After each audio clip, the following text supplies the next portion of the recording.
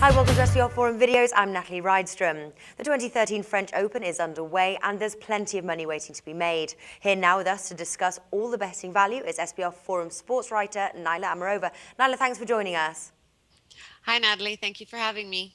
Okay, let's start with the biggest story in the men's tournament so far. Rafa Nadal needing 4 sets to dismiss Daniel Brands, a player whose career high ranking is number 58 in the world.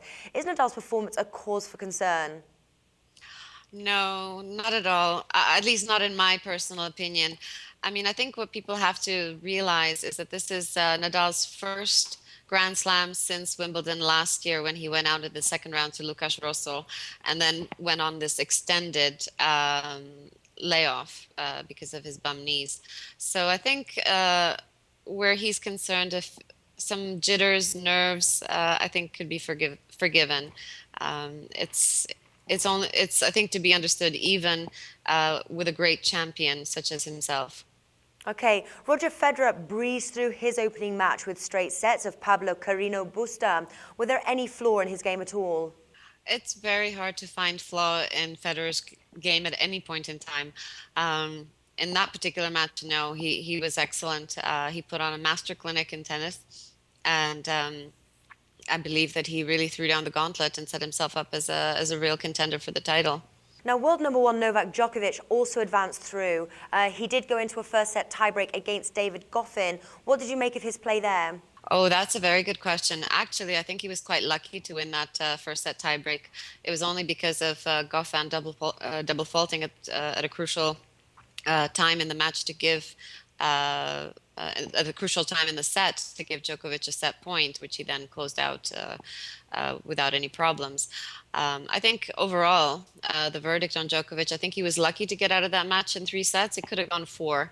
But I mean, again, he did what he needed to do. He was good. He wasn't spectacular. But then again, he could always be saving that the best for later, so to say. Do you have any round 2 bets you could share with us? Yeah, I do actually, Natalie. One of the ones that I really am looking forward to see is Verdasco versus Tipsarevic in the second round. Both those guys have amazing ability and fitness, and they can really slug it out, I think, across 5 sets if both of them are playing at their best. So I think that'll be an interesting match to see. And again, it could go either way. Both of them have been kind of waffling on form ahead of the French Open, so it's not a dead cert, whichever way it goes.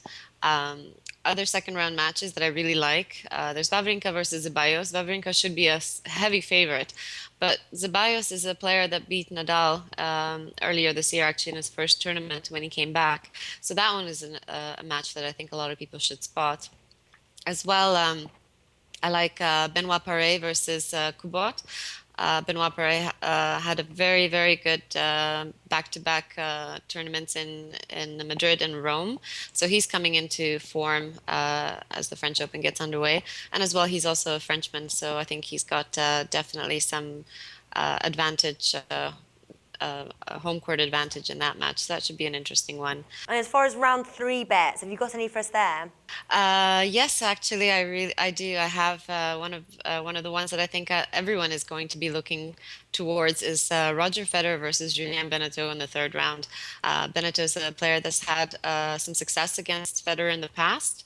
Most people, obviously, most fans of the sport would love to see Federer come through but I wouldn't discount Julien Benneteau's chances in that one. And several other matches that I'm looking forward to. Monfils versus Robredo. Robredo's a returning veteran.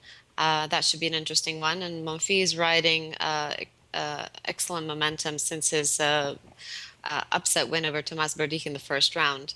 Monfils is one of those players, though, you never know what you're going to get. Some days he's hot, and some days it almost seems like he forgets to appear to court. So he carried the momentum into the second round match when he beat Ernest Gulbi. He may or may not carry that into the third round against Tommy Robredo, who's a clay court specialist through and through. Nila, thanks for joining us. Thanks so much for having me, Natalie. It was a lot of fun.